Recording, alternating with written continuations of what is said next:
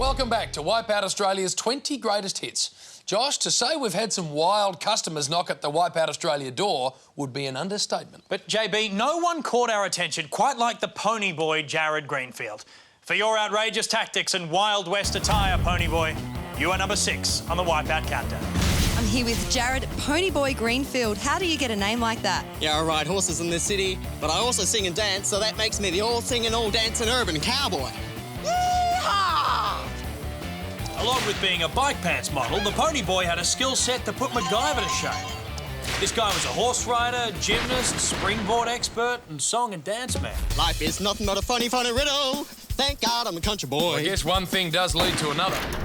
Ponyboy's qualifier was the roughest ride of his life. His face-to-fist shootout with the sucker punch wall was destined to end in disaster as he was shot down in a blaze of mud.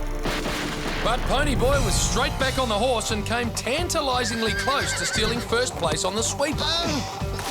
Then he blasted the rest of the field on the dizzy dummy to be our first entrant into the Wipeout zone. Celebrating like any rough Wild West hombre with a perfect pirouette. Next thing we knew, he was offering a snort-filled live commentary and lecture to his opponents.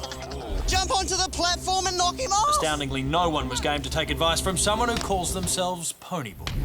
Into the Wipeout zone, Ponyboy introduced the now famous standoff tactic at the barrel run, and it worked.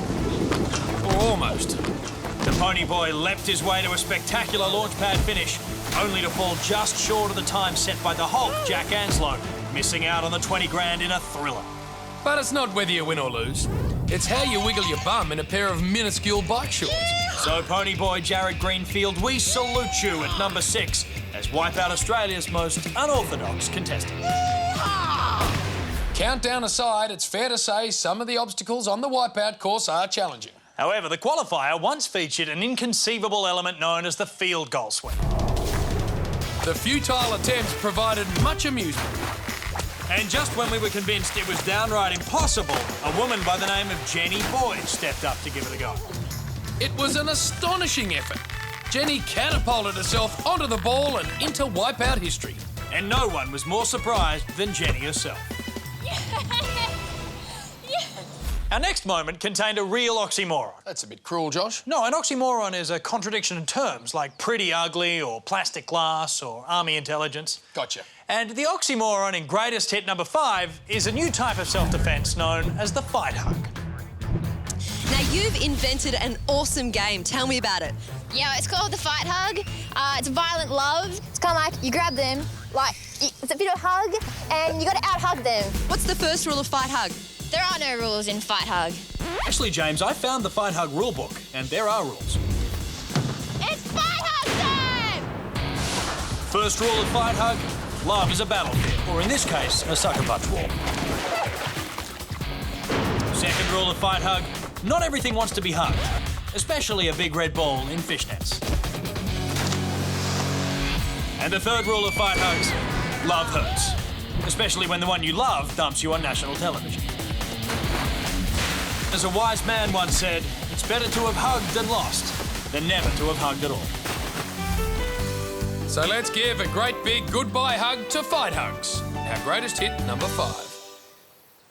If you thought fight hugs like to play rough, it was nothing compared to one particularly explosive dizzy dummy battle. With only one spot left in the Wipeout zone, 3 formidable opponents went to war. There was Sister Bella going all out for family pride, Rare Breed trying to stave off extinction, and Nurse Irene attempting to resuscitate her Wipeout chances. It was a nail-biting photo finish and qualifies as our greatest hit number 4.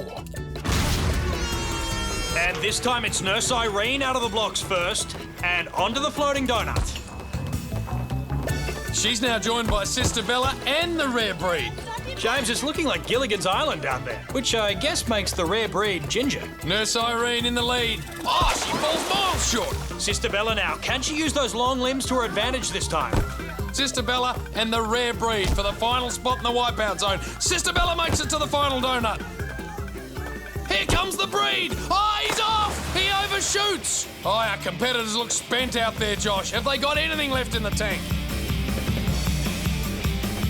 Well, Nurse Irene's back in the fish tank. Well, look at that. Sister Bella's made it to the final platform. Hanging on! Sister Bella digging deep as she hangs onto the edge of that platform. Can she make it through, James? Oh, here comes a determined rare breed. He's charging from the back, fighting for his very survival. Is it too late for the endangered species?